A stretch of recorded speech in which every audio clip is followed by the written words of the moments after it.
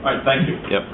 Good question, though. Yeah. Any other questions for Stonehenge or yes? I'm not from Stonehenge. My name is Christine Fitzsimmons. I'm from Arcadia. Putting in this new tank, what stops the sludge from getting into this new tank and this happening in another 30 years from now for the next homeowners?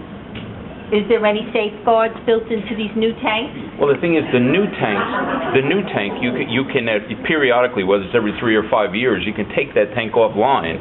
You can put another, like Tronsolito or Malley or one of these other companies, Spindler, that has a pressurized truck. You can then hook that up to a hydrant, pressurize that. You guys will never see the difference. You'll never know that we're not pumping from the raw water storage tank. What that allows us to do then is to open up that tank to thoroughly clean the tank out. Then you put it back online again after you disinfect it, all right? And then you run it again, and Tronsolito or whoever the trucking outfit is, they're gone. So I'm assuming this is going to be built into maintenance going forward. It becomes part of the regular maintenance. That, by the way, is part of the difficulties with a lot of the systems that we have here. Is that the raw water storage tanks, Stonehenge and places like that, they're very old, you know, and you can't manhandle these things. They've been in the ground for a long time. I'm not debating that. Yeah. I mean, I just want to know. Well, one of the things we've done since Joe came on board, we flush the lines twice a year, and to keep the delivery lines clean of crud and corrosion. Right. And as he mentioned, this tank that we have is several feet, if not inches, of dirt and corrosion in the bottom. We can't flush it because if we do, it'll blow apart. Yeah, I'm just concerned about the new tanks. Well, the new tank, we're a lot wiser since Mr. Klopshin came. I'm going to be very candid with you. Our systems were never maintained for years and years and years. Telling us something we don't know. And when I say this board has spent half our time on water and sewer related issues, I really mean it. It is time consuming. When we put this tank in out at Scotchtown, I think they're going to be home free. For the first time, they went from bottom of the barrel to the top of the barrel. Oh no, I think what you're doing is I think wonderful. that I'm kind of proud of it. The other one is I think on Stonehenge, with this new well and with their new meters ultimately, I think they're set to go. And because we flush them twice a year, so I think we're going to be okay with two of them.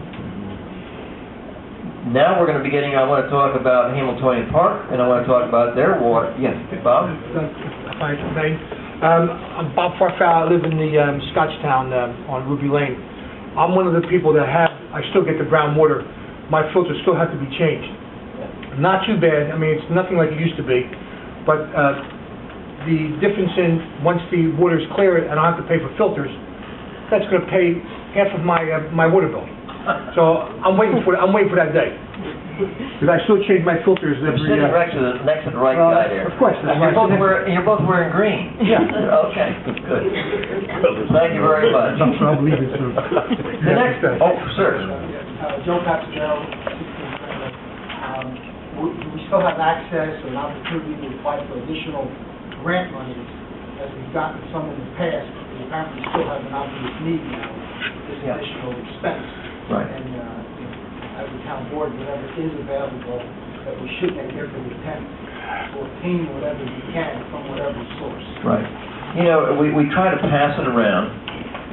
The first one we went, because, you know, there's a finite amount of money. And I'm going to be sharing with you, my personal belief is that there's not much more money coming out of Albany for anything.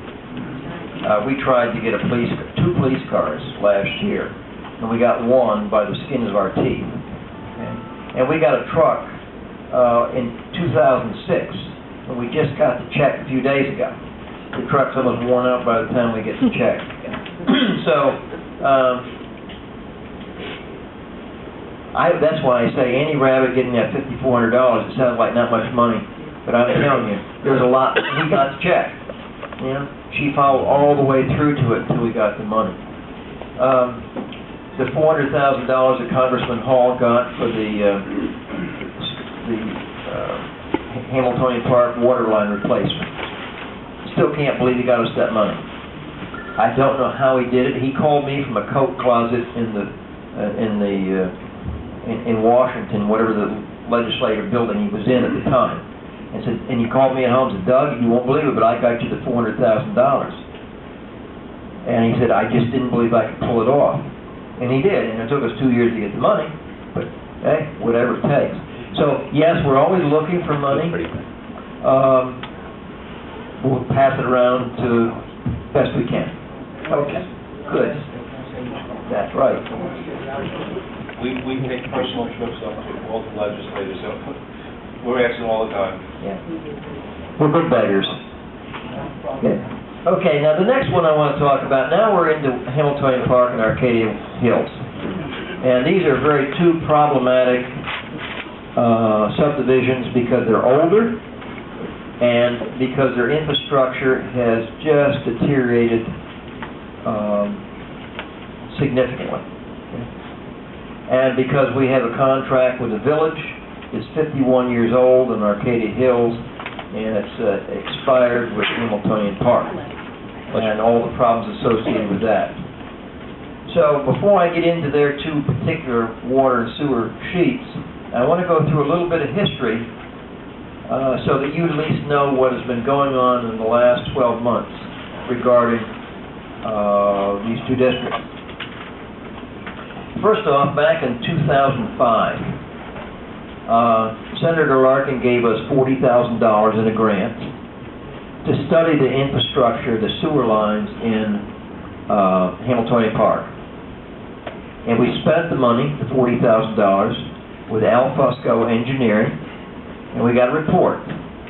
And what they did, they flushed the lines, they went in with TV cameras and different things, they used smoke, and they went in the lines and pressurized them to show where there were illegal connections, where you had cracks and holes and this and that.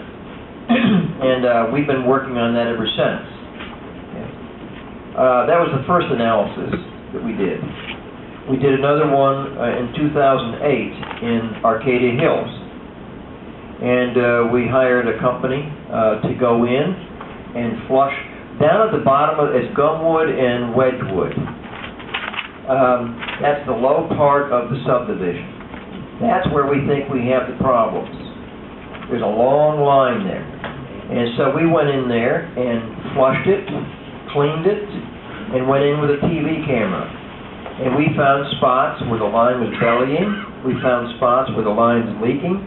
We found manholes that are decaying.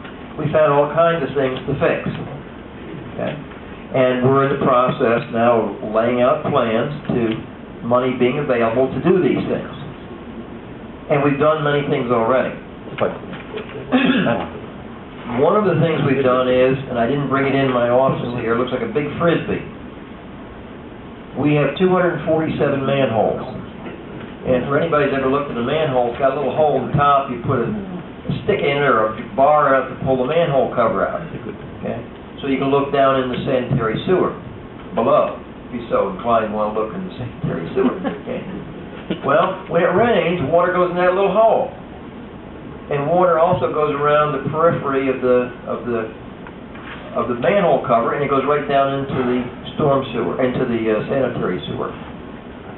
So, in addition to the sewer going through a meter, sewage going through a meter to the village for processing, the water goes there as well, and you're paying for water.